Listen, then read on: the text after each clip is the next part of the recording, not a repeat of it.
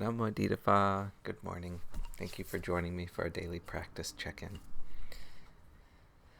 Listen, listen, listen. This beautiful sound calls us back to our true home.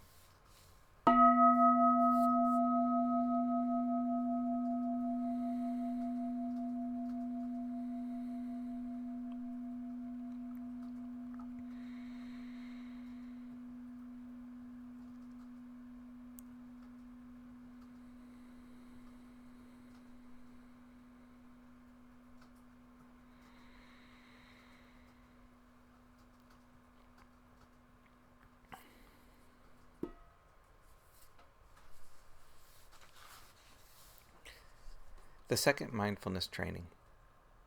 Aware of the suffering caused by exploitation, social injustice, stealing, and oppression, I vow to cultivate loving kindness and learn ways to work for the well-being of people, animals, plants, and minerals. I will practice generosity by sharing my time, energy, and material resources with those who are in real need. I am determined not to steal and not to possess anything that should belong to others. I will respect the property of others, but I will prevent others from profiting from human suffering or the suffering of other species on earth.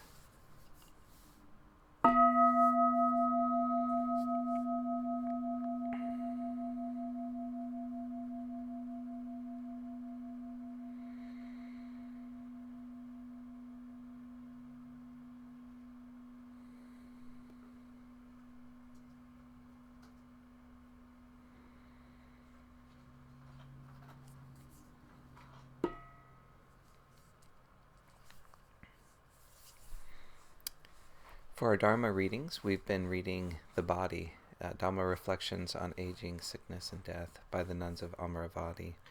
We're in the Dhamma talk by Ajahn Candasiri called Meeting Death and Sadness.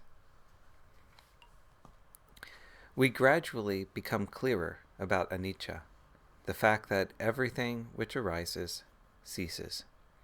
We might understand that intellectually at first, but we can still get stuck on it. I notice that sometimes I can start feeling glum, depressed, and that can feel very un-anicca, very permanent. As a result, I tend to struggle.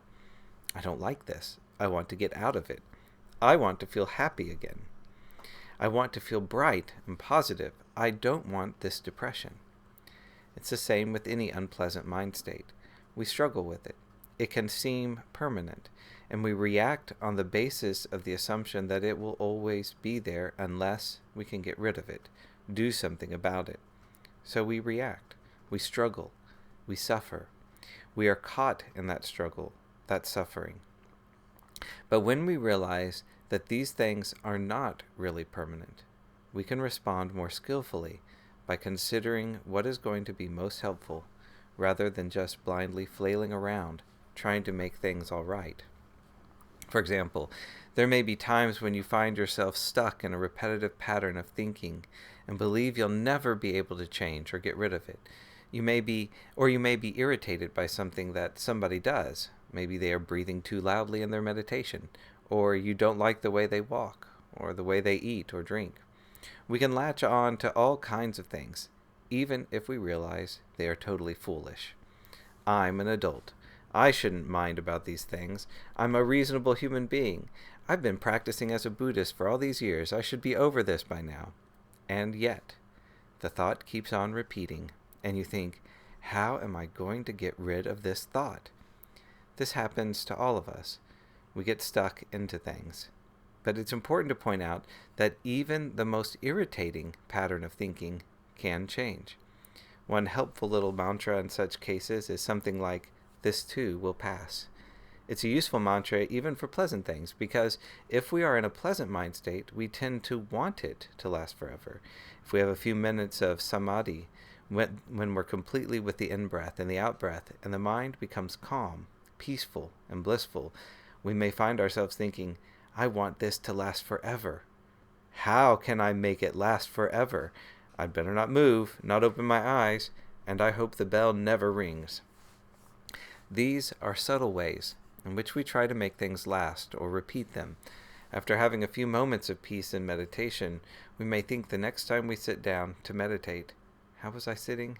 In the hope of getting back that peace, recreating what we experienced then.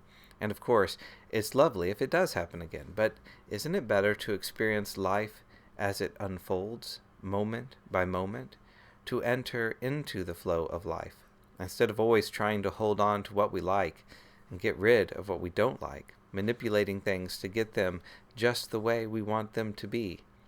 So the contemplation of anicca is really important, because even if things are just the way you want, they're going to change. They're not going to last forever. You can't keep hold of anything.